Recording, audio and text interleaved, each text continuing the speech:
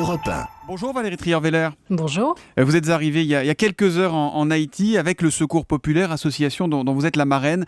Presque 4 ans et demi maintenant après le séisme qui a ravagé l'île, quelle est la situation en Haïti? Quels sont les besoins, les urgences?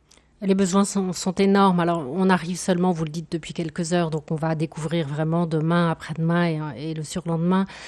Mais les besoins sont immenses en matière d'éducation et en matière de santé. Surtout en matière d'éducation, il y a encore aujourd'hui 500 000 enfants qui ne vont toujours pas à l'école.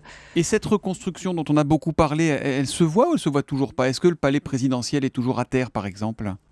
Oui, non, le palais présidentiel n'est pas terminé. La plupart des ministères sont dans des préfabriqués, donc tout ça n'est pas terminé. Mais est-ce que c'est ça qui compte? C'est sans doute pas ça qui compte. C'est comment vit la population aujourd'hui. C'est comment vivent les enfants. C'est combien d'enfants meurent du choléra. C'est tout ça qui nous intéresse, nous, Secours Populaire, puisque je suis là au nom du Secours Populaire. Il y avait eu un formidable élan de générosité mondiale au moment de ce séisme en janvier 2010. Comment on peut aider utilement aujourd'hui Haïti? Mais c'est toujours la même chose, vous savez, dès qu'il se passe un événement catastrophique, il y a un élan de générosité énorme et puis ça s'arrête, ça se ralentit et puis ça finit par se stopper complètement. Aujourd'hui, il y a besoin encore de beaucoup d'argent. La reconstruction est estimée entre 8 et 14 milliards de dollars.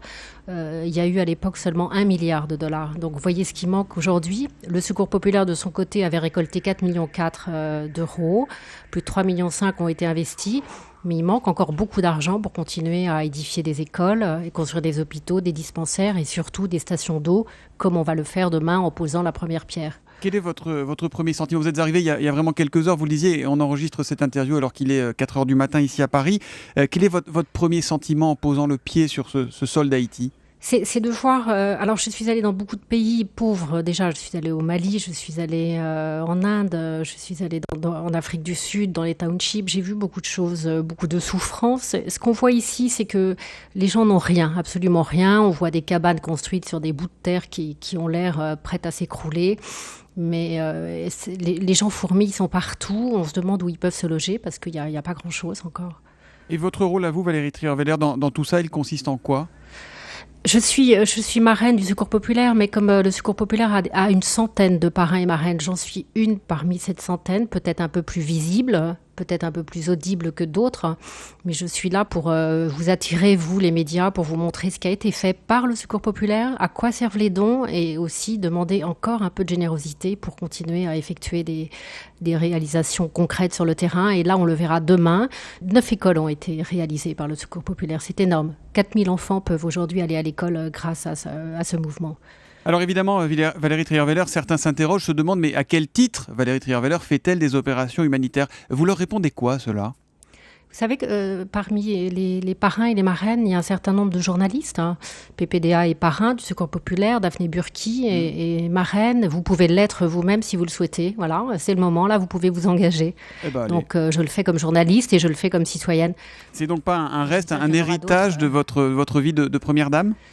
Si, sûrement aussi. C'est un mouvement c'est peut-être un peu prétentieux de dire qu'il me ressemble, mais en tout cas, moi, je me sens bien avec les gens qui le dirigent et je me sens bien avec l'esprit de ce mouvement. Et justement, cette vie de première dame, Valérie Trierweiler, avec le recul, vous la regrettez? Vous regrettez la façon dont vous l'avez vécue? Je pense qu'il y avait des choses à refaire, je ne la ferai pas de la même façon et en même temps, je n'ai pas eu énormément de temps. Je pense que les choses se seraient arrangées au fil du temps et en tout cas, ce que je fais aujourd'hui me convient tout à fait. Et quelles sont ces choses que vous ne referiez pas de la même manière? On n'a sans doute pas assez de temps pour parler de tout ça, mais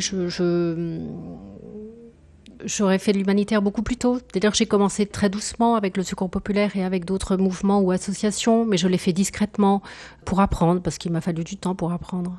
Alors il y a quelques mois, il y a eu les épisodes que l'on sait, soyons clairs, on ne va pas entrer dans votre vie privée, mais la face publique des choses a été très violente. On a dit, lu, écrit beaucoup de choses sur vous. Comment vous allez, vous, aujourd'hui ? Je vais bien, mais comme vous le dites, beaucoup de choses ont été écrites, beaucoup de choses fausses également. Vous savez, quand votre vie privée est à ce point dévoilée, à ce point dévoyée, à ce point déformée et même salie, on n'a plus envie d'en parler. Voilà. Ma vie privée aujourd'hui, elle m'appartient. Mais que vous le vouliez ou non, vous vous retrouvez en permanence sur le devant de la scène médiatique. Dernier exemple, le livre d'Élise Carlin, qui vous est largement consacré. Vous y êtes décrite comme une jalouse maladive, colérique, autoritaire. Bref, elle vous fait passer pour une folle furieuse. Ce qui est sûr, c'est que vous êtes une femme de caractère. J'imagine qu'un livre comme celui-là ne vous laisse pas indifférente, Valérie Trierweiler. J'ai pris un peu l'habitude de tout ça. Vous savez, maintenant, j'ai pris du recul, j'ai pris de la distance, je ne lis pas. Ce que j'ai lu comme extrait, je n'y vois pas beaucoup de vérité. Moi, j'aime le travail de journaliste. Quand c'est du travail de journaliste, il me semble que ce livre-là mériterait de s'appeler roman. Mais ça ne vous touche pas du tout? Vous avez une carapace aujourd'hui suffisamment forte? Oui, bien sûr. Je suis beaucoup plus forte aujourd'hui qu'il y a 2 ans, évidemment. Et c'est sans doute pour ça que j'arrive aujourd'hui à redonner aux autres. Parce que je n'ai plus besoin de me protéger moi, je peux donner maintenant pour les autres. Ce livre dit aussi que vous revoyez François Hollande, que vous êtes toujours en contact avec lui. Ça aussi, c'est du roman? C'est ma vie privée, elle m'appartient. D'accord. C'est tout ce que je dirais. Il y a 2 ans, jour pour jour, vous partagiez avec François Hollande sa victoire à la présidentielle. Si vous deviez en garder un souvenir, Valérie Trierweiler, aujourd'hui, quelle est l'image qui vous revient? C'est Tulle, c'est la foule. La foule à Tulle, ce moment, oui, avec l'accordéon. Cette foule tranquille, cette foule joyeuse, cette foule, c'est elle qui a amené François Hollande au pouvoir. Donc c'est cette image-là que je garde. Et est-ce que vous pensez que le pouvoir, justement, ça change forcément un homme politique? Est-ce qu'aujourd'hui, François Hollande est le même que celui pour lequel les Français ont voté majoritairement il y a 2 ans? Je pense que lui aussi s'est endurci, forcément, nécessairement. Oui, bien sûr, le pouvoir, ça change. Mais ça change aussi le rapport aux autres. C'est les autres qui changent leur regard. Elle est aussi là, la différence. Et vous êtes surprise, vous, par exemple, de son impopularité? C'est pas ça qui compte aujourd'hui. C'est pas la popularité. Vous voyez, j'ai fait une chronique la semaine dernière dans Paris Match sur Jules Ferry. C'était un homme politique extrêmement impopulaire à son époque. Aujourd'hui, on reconnaît toutes les grandes choses qu'il a faites. Donc, ce qu'il faut, c'est replacer les choses dans le temps. C'est exactement la même chose avec la solidarité. Vous savez, il suffit pas de venir au moment du tremblement de terre d'Haïti pendant 2 jours et repartir. Le Secours populaire était là en 62 jusqu'en 2010 et encore là aujourd'hui et continuera encore pendant des années si les dons continuent à venir. C'est tout. Il suffit de replacer les choses dans la durée et dans le temps. Et on s'est demandé, vous parliez de cette chronique dans Paris Match, si elle ne s'adressait pas directement à François Hollande la semaine dernière. Non, pas du tout. Pas du tout. Mona Ozouf est une historienne reconnue, donc traiter son livre me paraissait naturel. Jules Ferry est un de nos hommes politiques, un des pères fondateurs de la République. Il n'y avait pas de raison que je n'en parle pas. Et vous savez, à chaque fois, on voit des doubles sens partout. C'est tellement plus simple, la vie. 3 petites questions pour finir, si vous voulez bien. Il y a beaucoup de rumeurs qui circulent sur un éventuel livre que vous signeriez. Les maisons d'édition seraient prêtes à vous faire des ponts d'or. C'est vrai ou pas ça? Vous le dites, rumeur. Voilà. Rumeur. Vous n'allez pas écrire? Ne m'intéresse pas. Vous n'allez pas écrire? Je ne sais pas. Écoutez, il me reste des années à vivre, donc j'ai des projets projets encore devant moi, mais pour l'instant, non, c'est pas en cours.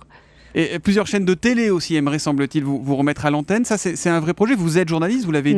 Non, pas. Voilà, je continue mon métier de journaliste. Je ne sais pas encore comment je vais le continuer. Je vais le continuer de toute façon à Match comme journaliste de presse écrite, bien sûr. Et peut-être je ferai aussi autre chose, mais pour l'instant, je n'ai absolument pas de projet défini. Et vous avez envie de refaire de la télé? Vous animiez une émission politique sur Direct 8 il y a quelques années? Non.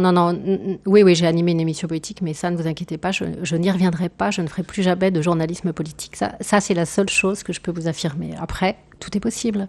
Alors j'ai regardé évidemment vos derniers tweets avant de vous interroger, Valérie Trierweiler.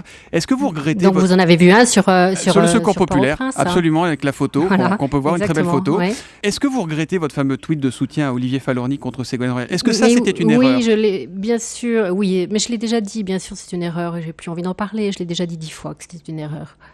Et le fait que Ségolène Royal soit entrée au gouvernement, c'est quelque chose que, politiquement, vous trouvez sensé aujourd'hui? Oui, je pense qu'elle a toute sa légitimité à occuper ce poste, bien sûr. Dernière question, tous les journaux, tous les quotidiens ce matin souhaitent à leur manière un bon anniversaire avec des guillemets à François Hollande. Quel est le message que vous souhaitez envoyer au président de la République ce matin, vous, Valérie Trierweiler? Je lui souhaite bonne chance pour les 3 années qui restent et voilà, il faut pas s'arrêter au bout de 2 ans. C'est pas au bout de 2 ans qu'on juge un quinquennat, c'est au bout de 5 ans. Donc voilà, on jugera à ce moment-là. Je lui souhaite bonne chance. Politiquement, vous le soutenez toujours? Pardon? Politiquement, vous le soutenez toujours? Vous savez, je suis journaliste à part entière maintenant, donc je ne donne plus mes opinions politiques. Mais bien sûr, je souhaite qu'il réussisse parce que d'abord, s'il réussit, c'est la France qui réussira et qui n'a pas envie de ça? Bon, moi j'ai envie que la France réussisse. Merci Valérie Trierweiler d'avoir été sur Europe 1 ce matin. Je rappelle que vous êtes en Haïti avec le Secours Populaire jusqu'à vendredi. Et on encourage tous ceux qui veulent, qui peuvent faire un don à le faire en se rendant sur le site secourspopulaire.fr. C'est très très simple, ça se fait en 2 clics. Merci également à Alexandre Cara qui était à vos côtés à Port-au-Prince. Merci et bonne journée Valérie Trierweiler. Merci à vous. Au revoir. Au revoir. Europe 1.